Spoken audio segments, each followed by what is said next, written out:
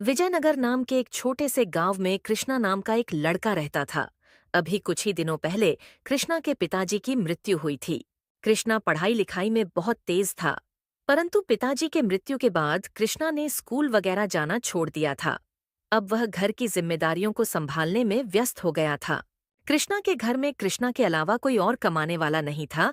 पिताजी के मृत्यु के बाद कृष्णा के घर में केवल कृष्णा, कृष्णा की माँ और उसकी छोटी बहन थी।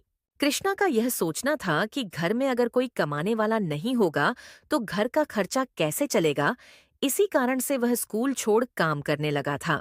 वह प्रतिदिन जंगल में जाकर लकड़ियों को काटता और उन लकड़ियों को ले जाकर बाजार में बेच दिया करता था और कुछ लकड़ियां घर में जलावन में उपयोग करता था। एक दिन इसी तरह कृष्णा बाजार से लकड़ियां बेचकर घर लौटता है और अपनी माँ को आवाज लगाता है। माँ, ओ माँ, कहाँ हो? जरा यहाँ आना तो। कृष्णा की आवाज सुन उसकी माँ आती है। आ गया बेटा तू। आज ज्यादा समय लगा दिया तूने। हाँ माँ, आज मुझे जंगल से लकड़ियां लाने में थोड़ी ज्यादा देरी हो गई थी और फिर बाजार में बेचने में भी थोड़ा ज्यादा समय लग गया, इसलिए घर भी देर से आया।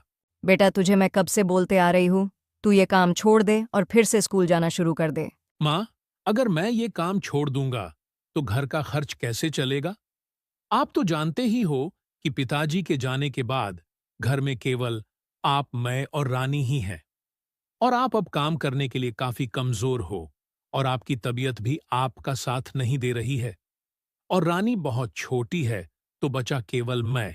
हाँ बेटा, पर तू छोड़ दे ये काम, मैं कर लूंगी किसी तरह कुछ और चला लूंगी घर का खर्चा। पर तू छोड़ ये काम और स्कूल जाना शुरू कर दे। माँ, आप मेरी पढ़ाई की चिंता छोड़ दो। रानी है ना, वो कर रही है ना पढ़ाई, और घर में एक पढ़ा लिखा होना जरूरी होता है। कृष्णा की माँ कृष्णा को बहुत समझाने की कोशिश करती है, पर कृष्णा उनकी बात नहीं मानता और एक ही बात दोहराता रहता है। माँ, मैं आपको कह रहा हूं ना, आप मेरी चिंता छोड़ दीजिए, मैं सब कुछ संभाल लूंगा। आप बस आपकी तबीयत का ध्यान रखिए और छोटी की पढ़ाई का ध्यान रखिए। फिर अगली सुबह कृष्णा फिर से अपना काम करने जंगल की ओर निकल जाता है और जाते जाते अपनी छोटी बहन को भी साथ लेता जाता है ताकि उससे स्कूल छोड़ सके। कृष्णा पहले रानी को स्कूल छोड़ता है, फिर वहां से जंगल लकड़ियां काटने चला जाता है। कृष्णा दिन भर जंगल में लकड़ियां काटता है और फिर उन लकड़ियों को बाजार ले जाकर बेच देता है। कृष्णा जब घर वापस लौट रहा था, तभी वह देखता है कुछ लोग एक खेत में काम कर रहे होते हैं और वहां से थोड़ी दूरी पर एक जमींदार बैठा था। ये देखकर कृष्णा ने सोचा कि मैं एक बार जाकर इस जमींदार से बात करके देखता हूँ, शायद मुझे भी यहाँ काम मिल जाए, तो मुझे जंगल नहीं जाना पड़ेगा लकड़ियां काटने। कृष्णा तुरंत जमींदार के पास पहुंच जाता है और जमींदार से कहता है। सेठ जी, मुझे यहाँ कोई काम मिल सकता है क्या? बेटा, यहाँ काम तो बहुत है, पर तुम इस काम के लिए बहुत छोटे हो। तुम्हारी उम्र अभी पढ़ाई लिखाई करने की है। हाँ सेठ जी, मैं जानता हूँ कि मेरी उम्र छोटी है, लेकिन मेरे घर की हालत अच्छी नहीं है और मुझे घर चलाने के लिए पैसा कमाना ही होगा। कृष्णा उस जमींदार को बहुत समझाने की कोशिश करता है। कृष्णा के इतना समझाने के बाद आखिरकार सेठ मान जाता है। देखो कृष्णा बेटा, मेरा तो बस यही खेतों वाला काम है। अगर तुम्हें मंजूर है तो तुम कर सकते हो। यह सुनकर कृष्णा बहुत खुश होता है और खुशी खुशी काम करने के लिए हामी भर देता है। सेठ जी, आप बोलो तो मैं अभी से काम पर लग जाता हूँ। कृष्णा का काम करने के लिए उत्साह देख सेठ सोचता है। आज तो मेरे पास ऐसा कोई आसान काम नहीं है जो मैं इस बालक को दे सकूं। एक काम करता हूं, इसे कल से काम करने बुलाता हूं, तब तक इसके लिए कोई आसान काम देख कर रखता हूं। नहीं कृष्णा बेटा, तुम आज रहने दो। तुम एक काम करो, कल से काम करने आ जाना। ठीक है सेठ जी, परंतु क्या मैं यहाँ रुककर खेतों का काम सीख सकता हूँ? ठीक है बेटा, जैसा तुमको सही लगे। यहाँ से ही कृष्णा की जिंदगी की असली कहानी शुरू होती है। सेठ के यहाँ से निकलकर जब कृष्णा घर की ओर जा रहा होता है, तभी कृष्णा सोचता है। सेठ जी ने तो मुझे आज काम करने नहीं दिया। एक काम करता हूँ, थोड़ी देर के बाद जब सब चले जाएंगे, तब मैं खेतों पर काम करना शुरू कर दूंगा। आखिर मुझे जो काम कल से करना है, उसको मैं आज से ही शुरू कर देता हूँ। कुछ देर बाद धीरे धीरे सारे मजदूर और सेठ वहां से चले जाते हैं। फिर क्या था, कृष्णा फौरन कुदाल उठाता है और खेतों पर काम करना शुरू कर देता है। यहाँ कृष्णा काम करने में इतना व्यस्त होता है कि उसे समय का ध्यान नहीं रहता है और वहाँ उसके घर पर उसकी माँ बहुत परेशान होती है। आज कृष्णा को कुछ ज्यादा ही लेट हो गया है। अब तक तो उससे आ जाना चाहिए था। आने दो उसे, आज उसका जंगल जाना छुड़वा दूंगी। कृष्णा खेतों से काम कर शाम को थोड़ा ज्यादा ही लेट घर पहुंचता है। जब वो घर पहुंचता है तो देखता है माँ उसका इंतजार कर रही होती है। आ गया तू? तुझे मैं पहले ही मना कर रही थी। छोड़ ये काम और स्कूल जाना शुरू कर। इतना लेट घर आएगा, समय पर खाना नहीं खाएगा तो बीमार हो जाएगा, और अगर बीमार हो जाएगा तो किस काम की यह कमाई। माँ को इतना परेशान देख कृष्णा कहता है। माँ, अब तुमको इतना चिंता करने की कोई जरूरत नहीं है। क्यों बेटा, तुम स्कूल जाना शुरू करने वाले हो क्या? नहीं माँ, मुझे अब जंगल नहीं जाना पड़ेगा। मुझे पास के ही खेत पर काम मिल गया है। अब से मैं लेट भी नहीं आऊंगा और पैसे भी थोड़ा ज्यादा मिलेंगे। कृष्णा से यह सुन उसकी माँ को थोड़ा दिलासा तो मिलता है, पर फिर भी वह कृष्णा को काम करने से मना करती है। बेटा वो सब तो ठीक है, पर फिर भी मेरा एक ही कहना है, हो सके तो तुम काम करना छोड़ दो और स्कूल जाने लगो। माँ, आपकी इतनी तबीयत खराब रहती है और रानी छोटी है। अब आप ही बताओ कैसे चलेगा हमारे घर का खर्चा। माँ, आप मेरी चिंता छोड़ दो। मैं अब इतना समझदार हो गया हूँ कि घर का ध्यान रख सकता हूँ। अगली सुबह कृष्णा रोज की तरह खेतों पर काम करने निकल जाता है और जाने से पहले कृष्णा रानी को स्कूल छोड़ता है। फिर वहां से खेत पर चला जाता है। नमस्ते सेठ जी। अरे आओ कृष्णा बेटा, आ गए तुम। मुझे लगा तुम नहीं आओगे। मैंने सोचा तुमने कल बाकी लोगों को इतनी मेहनत करते देखा है, शायद घबरा गए रहोगे। नहीं सेठ जी, मुझे अब कोई काम डरा नहीं सकता। पिताजी के गुजर जाने के बाद मेरी जिम्मेदारियां बढ़ गई हैं और उन्हें निभाने के लिए मैं कोई भी काम करने के लिए तैयार हूं। क्या बात है कृष्णा बेटा, आज के जमाने में कुछ लोग शादी के बाद भी अपने माँ बाप के भरोसे रहते हैं, और एक तुम हो। तुमने तो मेरा दिल छू लिया।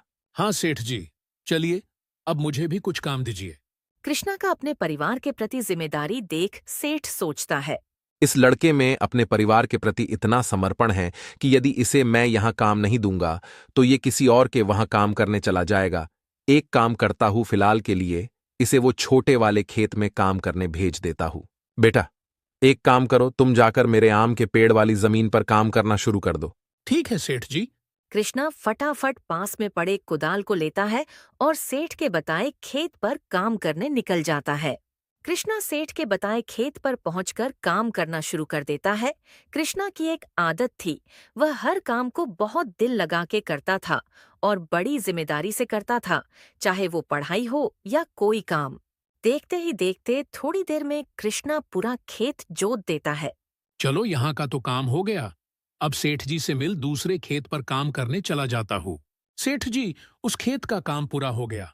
अब कौन से खेत पर जाकर काम करूं मैं? कृष्णा से यह बात सुन सेठ चौंक जाता है। क्या कहा तुमने? उस खेत का काम हो गया?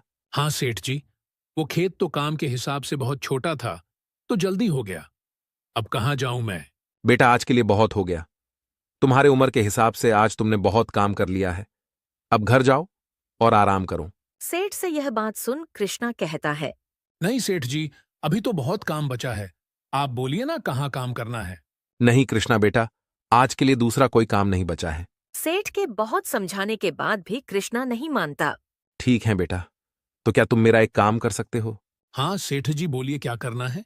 बेटा, काम जानने से पहले मेरे एक सवाल का जवाब दो। हाँ पूछिए सेठ जी, क्या जानना चाहते हो आप? तुमने अपनी पढ़ाई कहाँ तक करी है? 8वीं तक पढ़ा हूं मैं और 9वीं में दाखिला हुआ था, पर जा नहीं पाया। फिर तो तुम्हारा गणित बहुत तेज होगा। हाँ सेठ जी, गणित तो मेरा पसंदीदा विषय था। उसमें तो मैं पूरे वर्ग में अव्वल आता था। क्या बात है, फिर तो जोड़ घटाना तुम्हारे लिए तो बहुत आसान होगा। जी सेठ जी। तो आज से तुम मेरे खेतों पर काम नहीं करोगे? सेठ से यह सुन कृष्णा चौंक जाता है और सेठ से पूछता है। क्यों सेठ जी, ऐसा मैंने क्या कर दिया? मुझे माफ कर दीजिए। अगर मुझसे कुछ भूल हुई है तो। नहीं कृष्णा बेटा, तुमसे कोई भूल नहीं हुई है, और मैं तुम्हें केवल खेतों में काम करने से मना कर रहा हूं क्योंकि मेरे पास तुम्हारे लिए कुछ और काम है। कुछ और काम? मैं कुछ समझा नहीं सेठ जी, जरा साफ साफ बताइए। देखो बेटा, तुम्हें काम की जरूरत है और तुम्हें हिसाब किताब भी आता है, तो एक काम करो, तुम मेरे यहां मजदूरों की तनख्वाह और दूसरी जरूरतों का हिसाब रखने का काम करो। ठीक है, मुझे चलेगा सेठ जी। फिर सोचना क्या, चलो लग जाओ काम पर। वहां टेबल पर पड़ी है हिसाब की किताब। कृष्णा सेठ की बात मान सेठ के यहाँ हिसाब रखने का काम करना शुरू कर देता है।